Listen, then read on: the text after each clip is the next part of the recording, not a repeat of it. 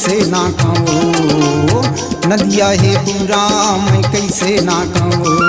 कयान गाँव के होगे मैं कैसे बांधूँ,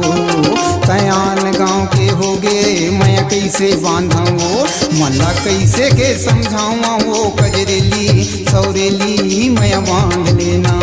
मला कैसे के समझाऊँ वो कजरेली सौरेली मैं बांध लेना। रहता है सुनना मैं कैसे रेंगूंगा, रहता है सुनना मैं कैसे रेंगूंगा, कयान गाँव के होगे तुला कहाँ भेटूंगा, कयान गाँव के होगे तुला कहाँ भेटूंगा, मल्ला कैसे के समझाऊं रे पटरेला सौरेला माया बांध लेना, तुला कैसे के समझाऊं रे पटरेला सौरेला माया बांध लेना।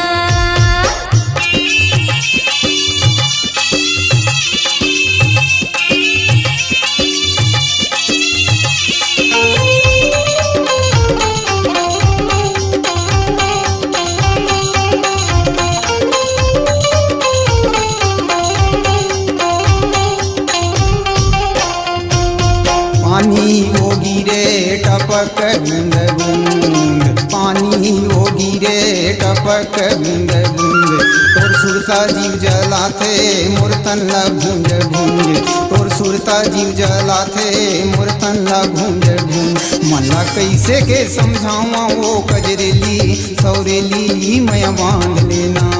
मला कैसे के समझाऊँ वो कजरेली सौरेली मैं बांध लेना।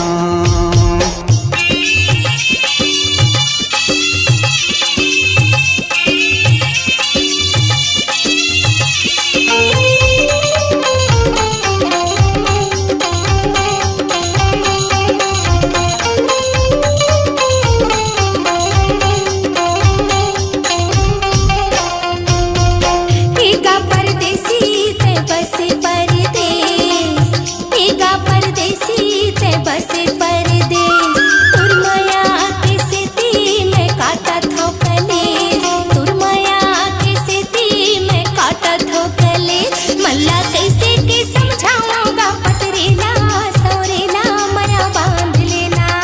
मल्ला कैसे के समझाऊंगा पटरेला सौरेला माया बांध लेना।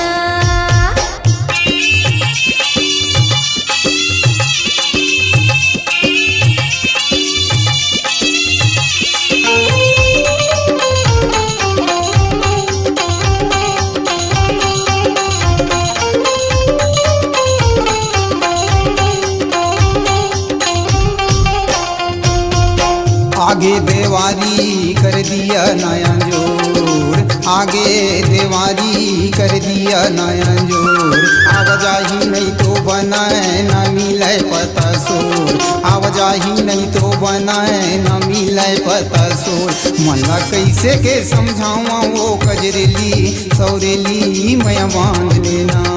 मला कैसे के समझाऊँ वो कजरेली सौरेली मैं बांध लेना। रहता है सुनना मैं कैसे रेंगूंगा, रहता है सुनना मैं कैसे रेंगूंगा, कयान गाँव के होगे तुला कहाँ भेटूंगा, कयान गाँव के होगे तुला कहाँ भेटूंगा, मल्ला कैसे के समझाऊं रे पटरेला सौरेला माया बांध लेना, मला कैसे के समझाऊँ वो कजरेली सौरेली मैं बांध लेना, तुला कैसे के समझाऊं रे पटरेला सौरेला माया बांध लेना, माया बांध लेना, माया बांध लेना, माया बांध लेना। माया बांध लेना।